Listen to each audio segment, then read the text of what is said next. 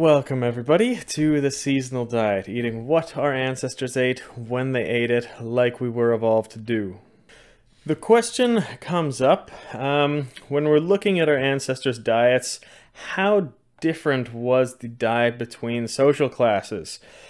So, some of the grain enthusiasts and the vegans or the Bill Gateses of the world will argue that ancestors had, moderate diets for the most part, with a lot more cheap grains and vegetables and things like that. And it was really only nobles and royalty in ancient times that were eating meat and, the spices and the traded goods from the East and all these, varied diets like that. But the regular average peasant wasn't eating these types of things like we are doing today. They would have been mostly grains. And this is true, okay, yeah. And I have thought about this a lot actually because I love Eastern spices and these are definitely imported to Europe, not in my ancestral diet at least. But for most of our history, it was way too expensive for the regular person to afford in Europe because of that. A kilo of cinnamon, for example, in ancient Rome cost something like 2 to 3 years' wages of the regular average person. So it was really only royalty who ate cinnamon and other spices like this. Same thing with all kinds of spices, especially if you're in the more remote parts of Europe, they wouldn't have had as easy access to trade. So yeah, it is kind of only the royalty and the nobles and the chieftains who had access to meat every day and, the nicest vegetables and imported foods and all that kind of stuff. So yeah, some people use this to argue that, hey, ancient regular people didn't eat like that in those times, so we should not eat like this today either. We should be eating mostly grains. Well, first of all, why? Why not? I don't want to eat like a damn peasant. Our ancestors worked their asses off for thousands of generations and brought us to a point today where we actually have access to eat like ancient royalty would have. If we can eat like kings today and keep it sustainable, why wouldn't we?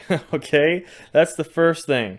The second thing, and more important, all of us, all of you watching, or at least most of us, have a lot more royalty in our DNA than we know of. The truth is that royalty and high-class people in ancient times, they bred and reproduced a lot more than peasants did.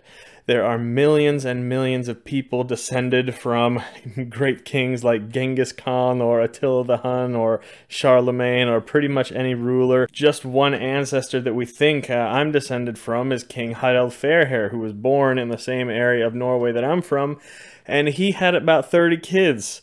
A regular peasant in Norway at the time might have just had a couple kids. This is why many Norwegians know that they are descended from him and countless other rulers in the Viking Age. They all ate like kings. And of course, these royalty and these chieftains, they would have eaten like kings, and we are descended from them, so why shouldn't we eat like kings too? Now, today it's a bit different, but in ancient times, higher class families had way more children than lower class. And do you know how fast a people gets bred out of existence like this? Like, even if you have one king like Harald Fairhair who has 30 kids against 100 peasants who have 2 kids, the king's kids are still going to have wealth and they'll still be eating that royalty type diet. They will also have many kids and they will eventually in a few generations be far more people than the peasants were if the peasants are only having 2 kids each. So yeah, I don't know about your ancestry, but I believe most of us have far more ancestors who ate like kings than those who ate like peasants. So yes, the meat and the spices and the imported goods and all the nice foods, all the good things in life is actually more a part of our ancestral diet than we think it is.